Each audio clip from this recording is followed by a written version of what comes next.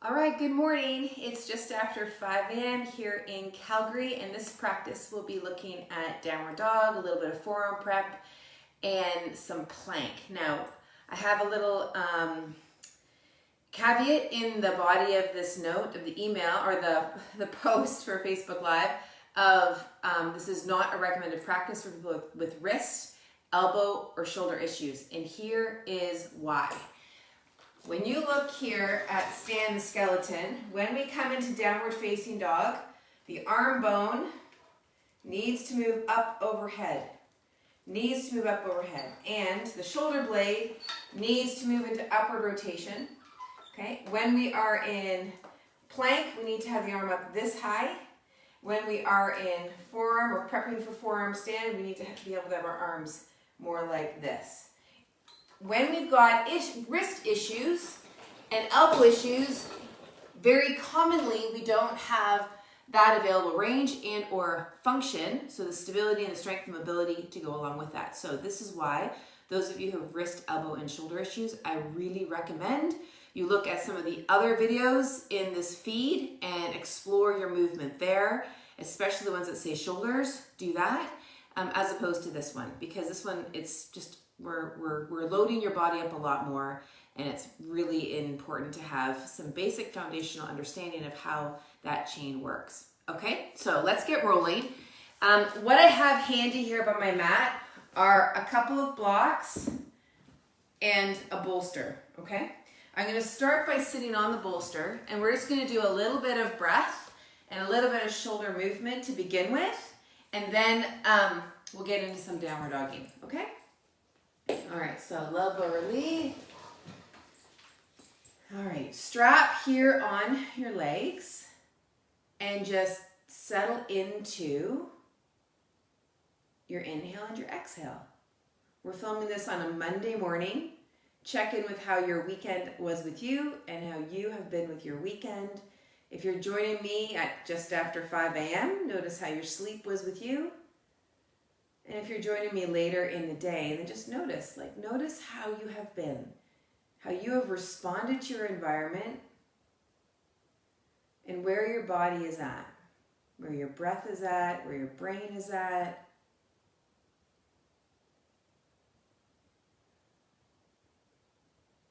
And then begin to roll your shoulder blades. So shoulders come up, blades roll back, and then down. So the inhale comes in on the way up.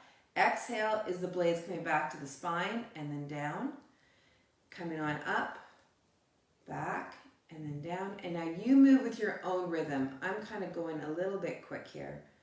So you move on your own rhythm of inhale and then bringing those shoulder blades back to your spine on your exhale and then all the way down your back.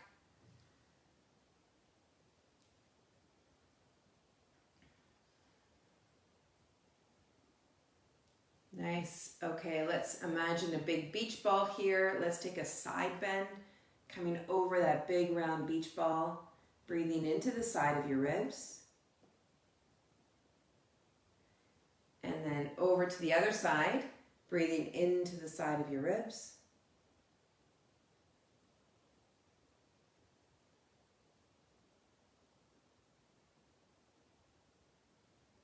All right, and then let's grab your strap and bend your elbows initially and take the arms up over your head.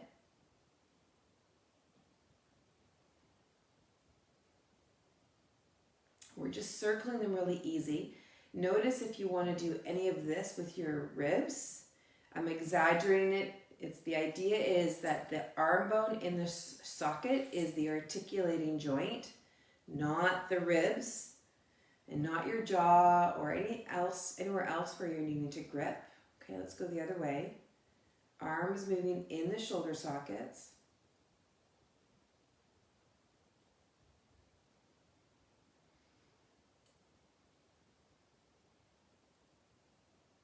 All right, lovely. And then let's take your strap over top of one shoulder.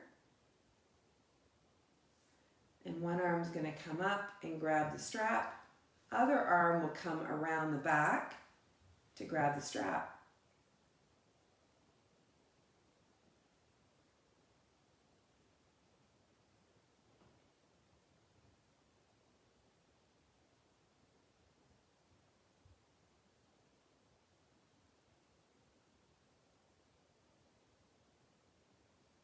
Just super easy breathing. Good. And then let's go the other side. Arm comes up. And then arm behind.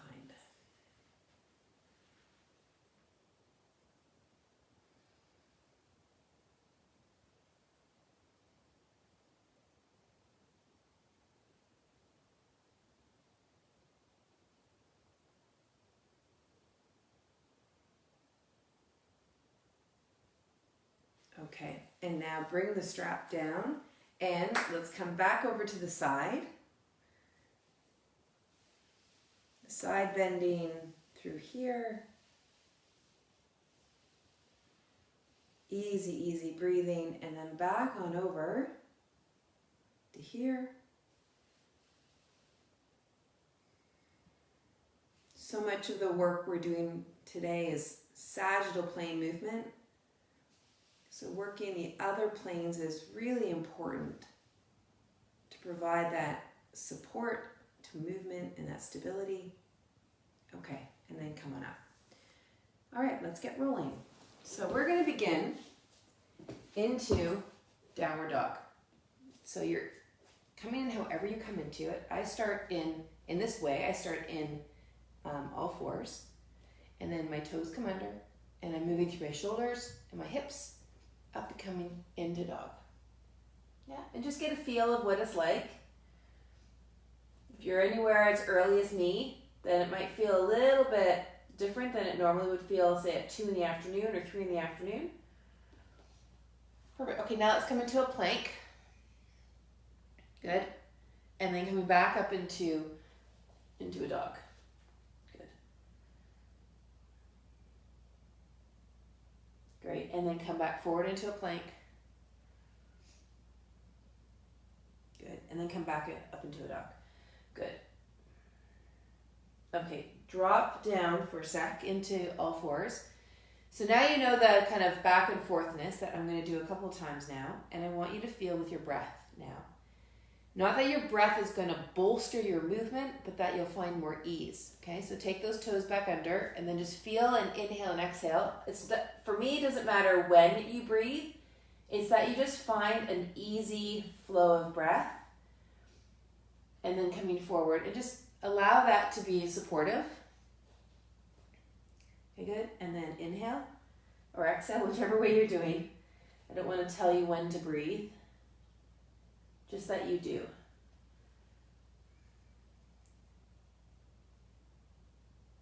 And then back into dog. Okay, great. All right, now let's just try something here. I'm going to come into a lunge. And we're going to take a little bit of a twist here. As I mentioned before, a lot of this downward dogging and planking and forearm prepping has a lot of sagittal plane movement. Okay, and now side bend. And so moving to the other planes through our torso can become very, very, very helpful. Yeah. Good, and then come back. Now we're going to just take that lunge forward a little bit. Let's take the hands in behind. And then bring the toes under behind you in the back.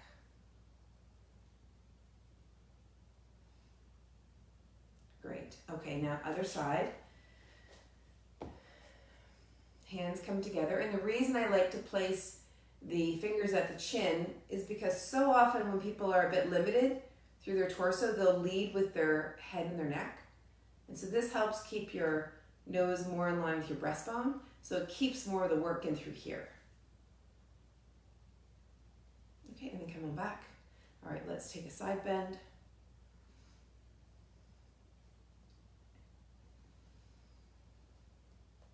Super easy breathing. Good. And then trajectory forward a little bit. Take your hands in behind you. Interlace your fingers. And if you want, and if you can, bring the back toes under.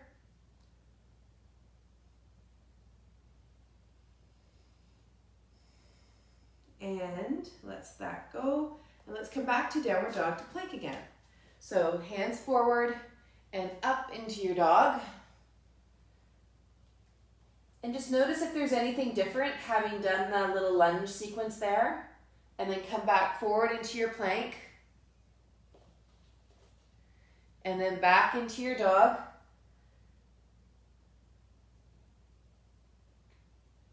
And then forward into your plank.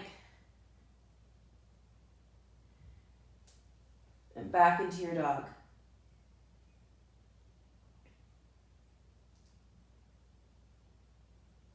Good.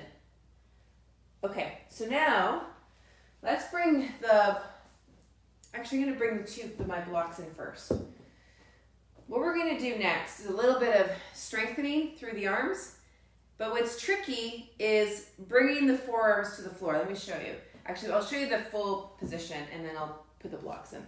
So here we're in dog and I'm maintaining my dog and all I'm doing is dropping my forearms to the floor and then coming back up.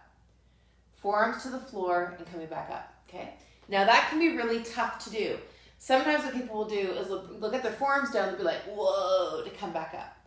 I want you to do your very, very best to make both sides the same. So you can have blocks here, okay? When we start to do all this funky stuff, it can get kind of weird through the elbows and the wrists. So what you can also do is place blocks or pillows or blankets so that you don't have to go down all the way. Right, so you learn this pattern, right? And then sometimes people will even use a bolster instead, like this. So they're here, and they just bring the bolster in like that. So this helps build the coordinating pattern, because I think for a lot of people, coming into a position like this, what's difficult about it is it might be the first time you've done it, and your brain and your muscles are like, what? You might be saying, what are you asking me to do? And other times it could simply be the strength issue is simply being that you don't quite have that strength, right? So choose your prop if you need one. And I'll just keep this here to demonstrate it. And we're just going to play around here, okay? So you can drop the forearms down and then back and then come into plank. Okay, and then back up, drop the forearms down, come up, and then to plank. And then drop the forearms down and come up and come into plank. Fun, huh? Good? Okay, bring the knees down for a second. Let's just come back to lunge, just to give you a bit of a break. So into lunge, let's come forward, hands at your middle finger at your chin, and let's take that twist again. And then come on back. And then let's take a side bend again.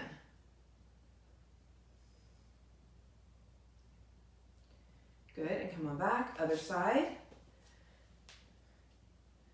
And coming forward into your lunge. And bring yourself into your twist. Particularly if this is new, you might now feel yourself a little bit grippy in through the ribs. So I just want to help you unwind that before we do another round here. Good, and then back up, okay? So you can choose your prop if you want one. So you're here, and then you're dropping and lifting. And then no need to grip your hands, just use the prop to support yourself. So again, what this looks like is you're here, dropping and lifting. Dropping and lifting. Dropping and lifting, yeah? And then come into your plank. And then back. Come into your plank. And then back. And come into your plank. Great, okay, lovely. Pretty good, hey? All right, so now we're gonna bring our props back. And so you might have your blocks, or you might have your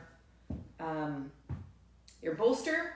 What you're gonna do here, is we're gonna add a little more strength in here. We're gonna keep the arms, so the bolster is gonna be right at my forearm here, like this. And you're gonna come forward like so. Okay, and so the idea is you want to keep your forearm as vertical as you can.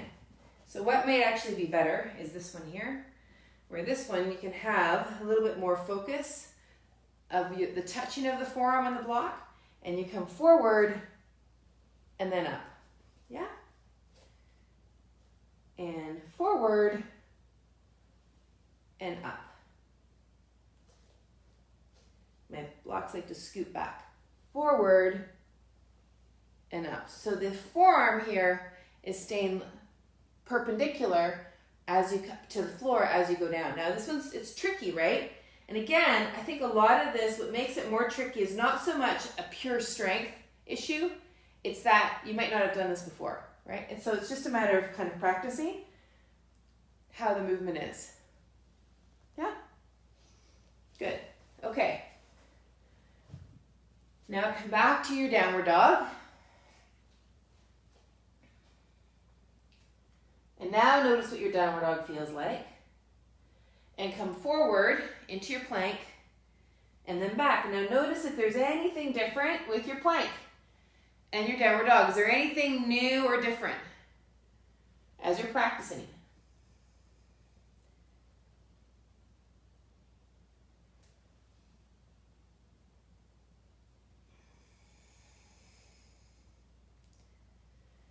Lovely.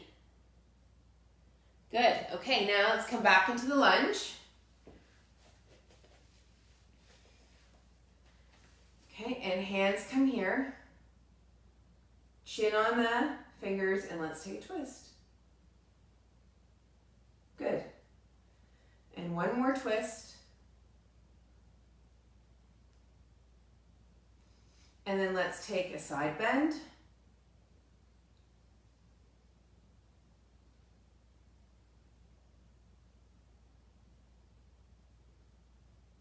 Good. And other side. So lunge and twist.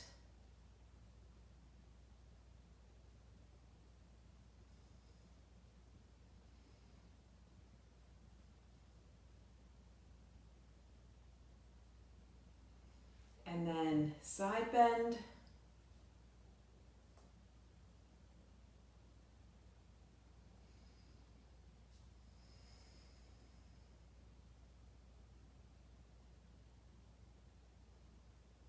Great. Okay, now let's come down onto your bolster or your blocks and come into a seated position here. We're going to do another twist as we start to wind this down. Bring your hands back here into Anjali Mudra, middle finger at your chin, and let's take that twist. And you can even add the arms into it if you'd like.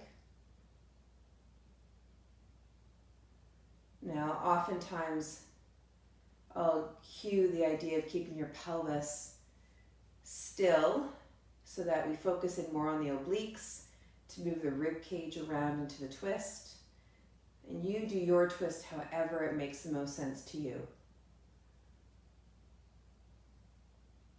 Nice.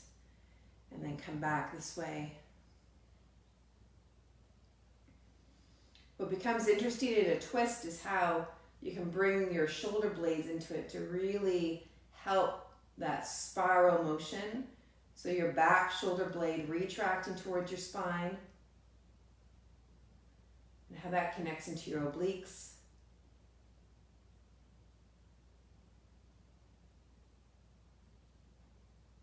Lovely. And then come on back. And then let's bring your strap in here again, and then take that overhead and notice if there's anything new or different as you move through the arms overhead with the strap and you circle them around. Now, it wouldn't surprise me if this felt a little bit tighter actually, if doing those things we just did was new or was really challenging. So we're going to come back onto the floor in a moment and do a little bit of twisting there. Yeah, good. And then bring that down. and you also might feel a whole lot more free. So I encourage you, if it worked for you, even if it was challenging, if it worked for you, I encourage you to practice it. So come down onto the floor and let's come into a little bridge. Just an easy bridge pose. We're lifting up, extending through the hip joints.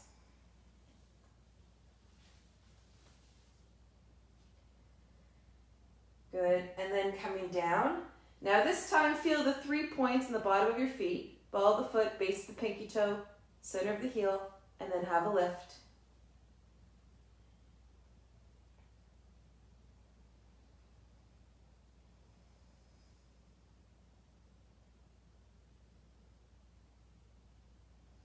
And then bring that down. One leg comes out and the other leg comes on up. Let's take us into a gentle twist.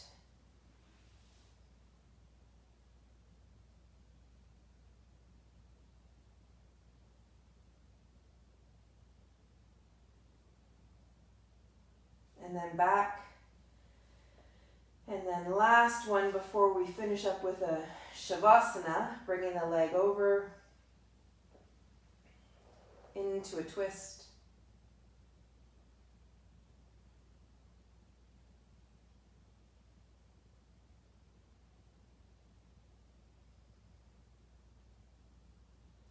And then back over, and then legs out straight.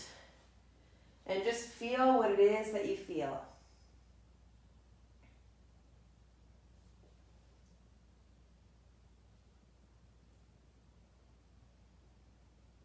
Feel your breath. Feel whatever sensations exist in your body.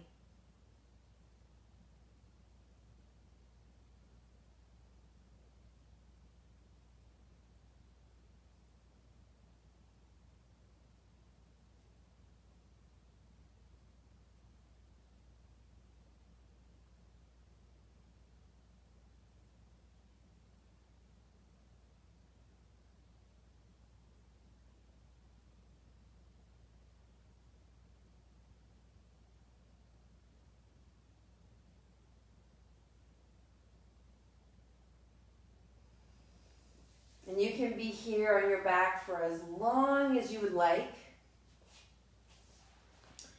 And I encourage you that when you're ready to move, just take 5 breaths before you carry on with the rest of your day. You have a really, really great day. Have a super practice, and we will see you tomorrow. Take good care.